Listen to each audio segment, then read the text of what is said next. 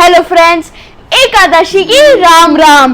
तो फ्रेंड्स, आज हम करेंगे फ्रॉम श्लोक 11 चैप्टर 9 श्लोक 11 एंड 12। यहाँ श्री कृष्ण कह रहे हैं कि जो मूर्ख व्यक्ति होते हैं वो मेरे मनुष्य स्वरूप को नहीं समझते हैं। जब मैं योग माया से मनुष्य रूप में पृथ्वी पर अवतरित होता हूँ तो मूर्ख लोग मुझे एक सामान्य मनुष्य ही समझते हैं।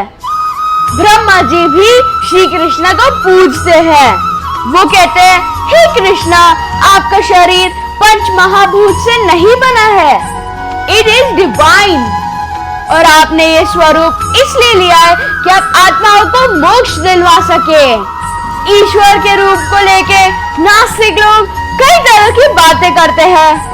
कुछ लोग कहते हैं कि ऐसे ईश्वर पृथ्वी पर आके अवतार नहीं लेते हैं और कहते हैं कि श्री कृष्ण भगवान नहीं थे और सिर्फ एक योगी थे। कुछ तो दूसरे लोग होते हैं, वो कहते हैं कि Shri Krishna is maya vishishta Brahma, that is a lower grade of the supreme divinity due to contact with material energy.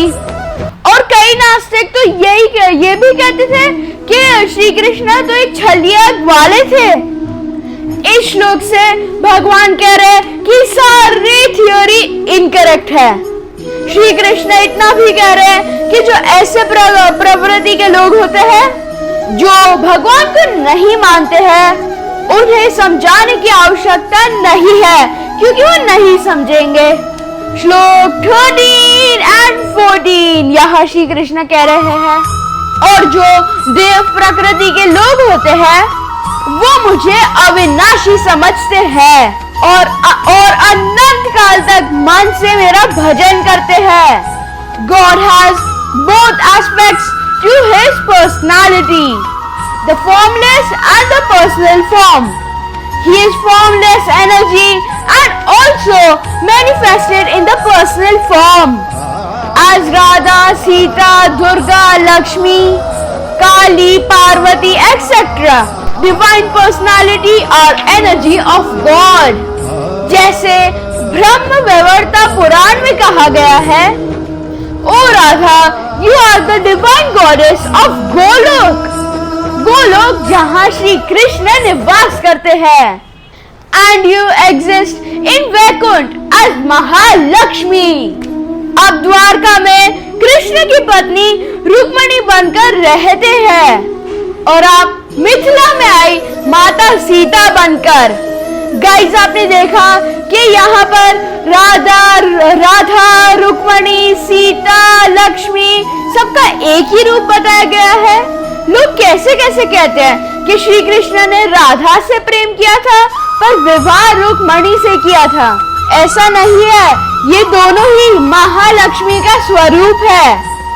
ये सब राधा, रुक्मणी, सीता, लक्ष्मी सब एक ही है। जो राधा और रुक्मणी को अलग समझते हैं वो मूर्ख है। दोनों ही महालक्ष्मी का स्वरूप है जो कृष्ण के साथ विराजती है। अब श्री कृष्ण समझा रहे हैं कि लोग भक्ति कैसे करते हैं। श्री कृष्ण कहते हैं कि मेरे भक्तगण मेरा कीर्तन करते करते मुझे भजते हैं। मुझे कीर्तन सबसे अधिक प्रिय है। Kirtan is the most powerful means of practicing devotion. कीर्तन में 3 तरह की भक्ति आती है, श्रवण, नाम लेना और स्मरण। But the goal is one, to fix your mind with परमात्मा। हमारे भारतीय संस्कृति में ऐसे कई भक्त हुए जिन्होंने कीर्तन से भगवान को प्रसन्न किया है, जैसे सूरदास जी, तुलसीदास जी, मीराबाई, गुरु नानक जी, संत Kabir, Tukaram, Eknath, Narasimha Mehta, Jaydev, Tyagaraja and others were great poet. इन्होंने कई भजन भगवान के लिए लिखे हैं। They always engage in chanting, hearing and memorizing. Kirtan is the simplest and the most powerful part of bhakti. सतयुग में भक्ति मेडिटेशन से करते थे। त्रेता युग में यज्ञों के द्वारा भक्ति करते थे। द्वापर युग में मूर्ति पूजा करके भक्ति करते थे। और इस कलयुग में सिर्फ परमात्मा का नाम लेने से ही परमात्मा की प्राप्ति हो जाती है। उसे हम कीर्तन कहते हैं। अगर आप भगवान राम के नाम का कीर्तन करेंगे, you will attain the highest destination और इस संसार रूपी समुद्र को अच्छे से पार कर पाएंगे। श्लोक 15, 16, 17। जो साधक होते हैं वो स्पिरिचुअलिटी का अलग अलग मार्ग अपनाते हैं सत्य के लिए। वो भगवान के लोटस फीट पे अपने आप को समर्पित करते हैं। इस श्लोक में भगवान अपने इनफाइनाइट पर्सनालिटी के बारे में बता रहे हैं। क्रिएशन भगवान करते हैं, इसलिए ही इज अ पिता। वो सारे मटेरियल एनर्जी को अपने अंदर भी रखते हैं, इसलिए उन्हें माता भी कहते हैं। वो इस यूनिवर्स को मेंटेन करते हैं और इसे नरिश करते हैं, इसलिए उन्हें धाता भी कहते हैं। And he is also father of Brahma. जैसे रामायण में कहा गया है, जाकी सहज स्वस्थ श्रुति चरी, God manifested the Vedas by his breath. Shri Krishna कहते हैं कि वेद भी वही है। श्लोक 18, 19, 20। जैसे कि हम जानते हैं कि जो आत्मा है वो परमात्मा का एक छोटा सा अंश है, तो आत्मा के सारे संबंध परमात्मा के साथ में ही होने चाहिए। पर जब हम मनुष्य इस बॉडी में जन्म लेते हैं, हम माता पिता भाई बहन सगे संबंधियों से अटैच हो जाते हैं। पर इन सब संबंधों में से कोई भी हमें परफेक्ट लव नहीं दे पाता। इसके दो कारण है। ये सारे संबंध टेम्पररी है एंड सेपरेशन इज अनअवॉइडेबल जब हम या वो शरीर छोड़कर जाते हैं।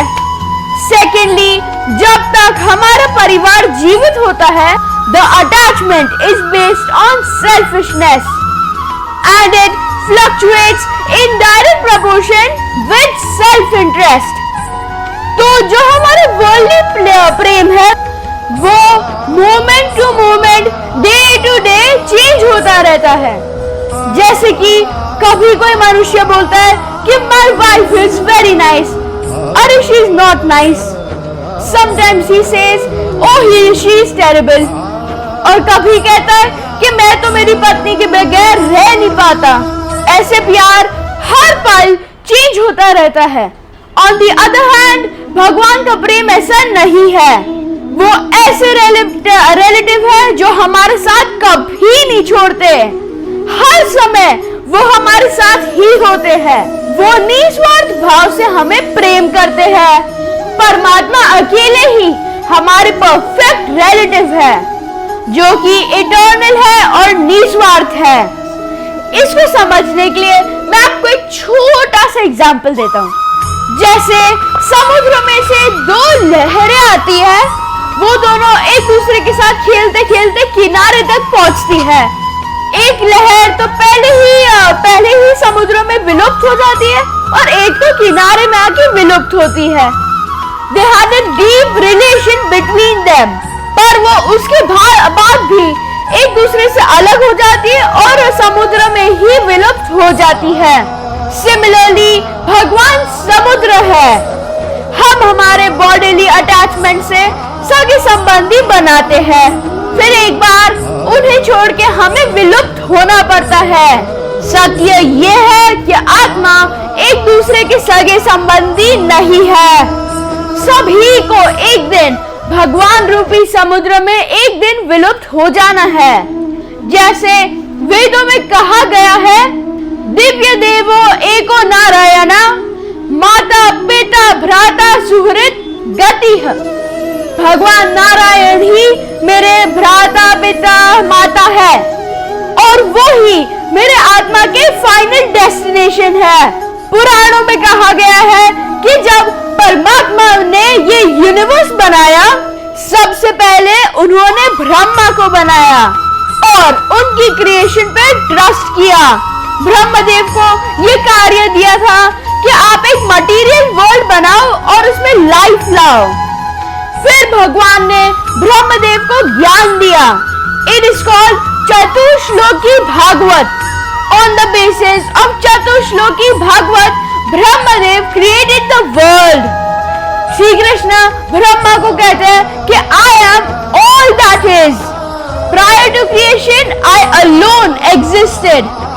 और जब क्रिएशन हुआ तो सारे जीव मुझ में से ही निकलेंगे और महाप्रलय में मुझ में ही वापस आ जाएंगे। जैसे लोग गंगा में पूजा करने जाते हैं, वो अपना आधा शरीर गंगा के पानी में रखते हैं और पाम से जल लेके वो जल वापस गंगा में अर्पित करते हैं। ऐसे ही वो गंगा का ही पानी गंगा की पूजा करने में चढ़ाते हैं। Similarly God is all that exists. फिर जब हम उनकी पूजा के लिए कुछ अर्पित करते हैं, वो उन्हीं का ही होता है। भगवान कहते हैं कि जो भक्त नहीं होते और नास्तिक भी नहीं होते, वो वेदों के द्वारा बताई गई रिलीजियस सेरेमनीज करते हैं। मोस्टली जैसे आजकल के हम लोग हैं, जैसे गणेश चतुर्थी पे हम गणपति करते हैं, फिर हम भगवान को भूल जाते हैं। फिर नवरात्रि आती है, फिर हम माता जी की पूजा करते हैं, फिर उनको भूल जाते हैं। फिर दिवाली आती है तो हम महालक्ष्मी की पूजा करते हैं, उसके बाद हम फिर उनको भूल जाते हैं। ऐसे लोग भक्त नहीं होते और नास्तिक भी नहीं होते। अगर ऐसे लोग अच्छे कार्य करते हैं, चैरिटी करते हैं, तो वो स्वर्ग में अवश्य जाते हैं और फिर वापस से पृथ्वी पर लौट जाते हैं किसी भी रूप में। पर मोक्ष तो परमात्मा की भक्ति में ही मिलता है। तो आप ही बताइए, क्या आप नास्तिक है, आस्तिक है या परम भक्त है? स्वयं विचार कीजिए। मैं आता हूँ कल। और आइए और बोलिए राधे राधे, जय श्री राम। ओम श्री परमात्मने नमः। क्या आप परम भक्त बनना चाहते हैं? तो मेरे जेस से भगवद गीता सीखिए और भगवद गीता सीखने के लिए सब्सक्राइब कीजिए।